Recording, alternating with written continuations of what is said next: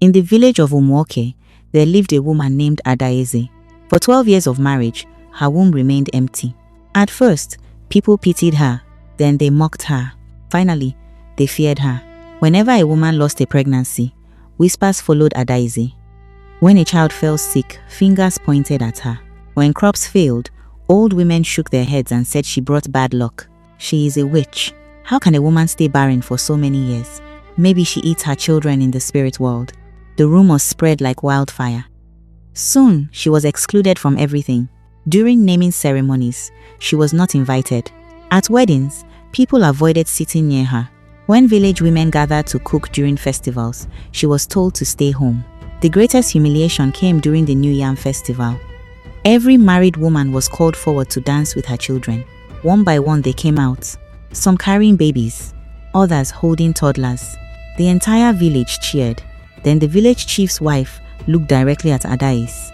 Women with children should remain in the square. The message was clear.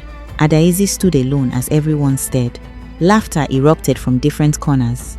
Someone shouted, "Perhaps she should dance with the children she has hidden in the spirit world." The crowd roared with laughter. Adaeze ran home crying. That night, she wept until dawn. Her husband Obinna held her. For years, he had defended her. But even he was growing tired. The pressure from his family never stopped. His mother had already brought several women, hoping he would marry another wife. Mother, please. A man deserves children, she constantly said. That night, Adaeze made a decision. If the gods could not help her, she would seek something older, something more powerful. 3 days later, she journeyed deep into the forbidden forest. At the center of the forest flowed the river of Mirima, the sacred river nobody approached alone. People said a goddess lived beneath its waters. Adaeze fell to her knees beside the river. "Mother of waters," she cried, "I have suffered enough. I have been mocked enough. Give me a child, even if it costs me everything." Suddenly, the river began to swell. The water rose. A woman emerged. Her skin glistened like moonlight on water. Her eyes glowed blue.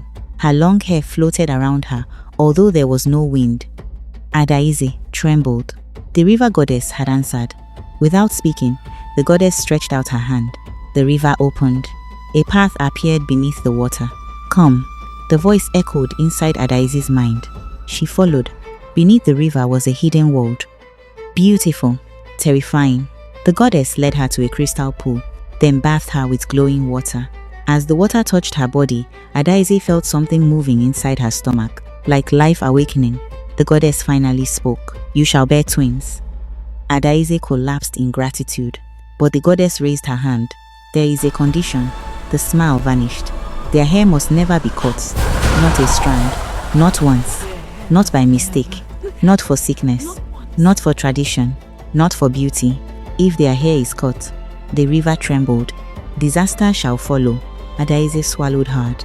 "I understand. Return in 3 days with your husband's underwear." She returned exactly as instructed. The goddess took the underwear. She wrapped it around a strange wooden staff, then began chanting. The river turned blood red. Thunder shook the sky. Fish leapt from the water. A whirlwind formed around Adaeze. The goddess pointed at her stomach. "Go home. Your children await." 3 months later, Adaeze was pregnant. The village exploded with shock. People who once called her a witch suddenly claimed they had always supported her. 9 months later, she gave birth to twin boys, Chibuzo and Chidera. The entire village celebrated, but Adaeze never forgot the warning. Never. As the boys grew, their hair grew with them. By age 5, it reached their shoulders. By age 10, it touched their backs. By age 15, it flowed almost to their waists. People constantly questioned her. "Why not cut it? It's becoming too long. Children should look neat." But Adaeze always refused. She became obsessed with protecting it. When barbers came near the compound, she chased them away. When the twins slept, she covered their hair with cloth. When school authorities demanded haircuts, she removed them from the school. Once a barber mistakenly entered her compound asking for directions. Adaeze nearly fainted. She locked the twins indoors for 3 days. Another time, Chidera developed a severe fever. An elder suggested shaving his head for treatment. Adaeze slapped the suggestion away. "I would rather die than cut that hair." The villagers thought she was insane, but she never explained. Years passed. The twins became handsome teenagers, strong, intelligent, Respected. One afternoon, they walked to the stream together, carrying water pots. Their long hair swayed behind them. They laughed as they walked. Mother still thinks we're little children, Chibuzo said. Imagine hiding scissors whenever visitors come. Chidera laughed. And remember when she refused to let us sleep at Auntie Ifeoma's house? Or anybody else's house? She acts like someone wants to steal our hair.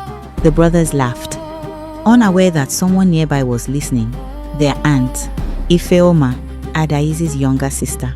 Jealousy had lived in Ifeoma's heart for years. She remembered the days when Adaize was barren. Now Adaize had twins, while she herself had suffered multiple miscarriages. The bitterness never left. As she listened, pieces began connecting. The strange hair, the fear, the overprotectiveness, the refusal to let the boy spend nights elsewhere.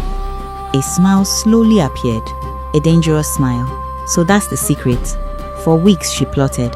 She watched, waited, studied Adaize's routine. Finally, an opportunity came. Adaize and Obinna traveled to a neighboring village for a funeral. The twins stayed behind. That evening, Ifeoma visited carrying food. She acted loving and kind. The boys welcomed her. Hours later, they fell asleep after eating. She had secretly mixed sleeping herbs into the meal. At midnight, she entered their room. Moonlight illuminated the twins. Their long hair spread across their mats. Ifeoma's hands shook, part fear, part excitement. She removed a pair of scissors. Snip, a lock of Chibuzo's hair fell. Snip, a lock of Chidera's hair followed. The moment the hair touched the ground, a deafening scream erupted from nowhere. The house shook violently. The lamps exploded. Wind burst through the room. Ifeoma stumbled backward. The severed hair began writhing like living snakes.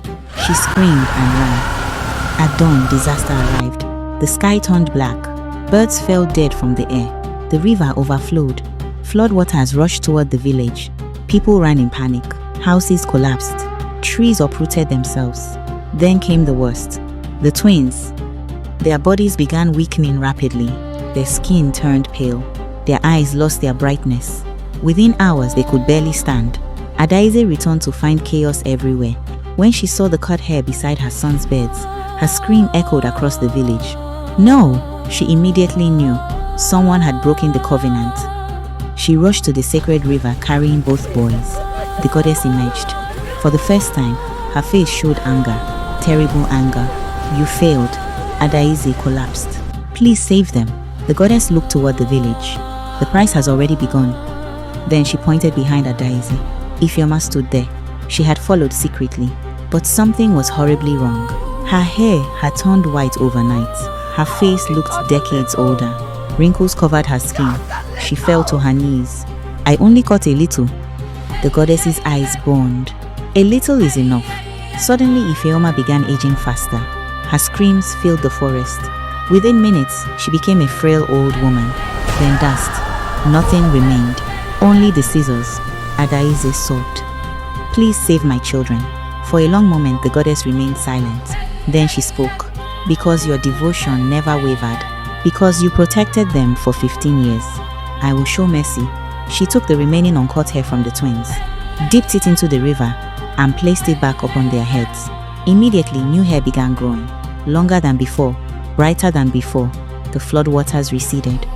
The dark clouds vanished. Life returned to the boys. The village never mocked Adaize again.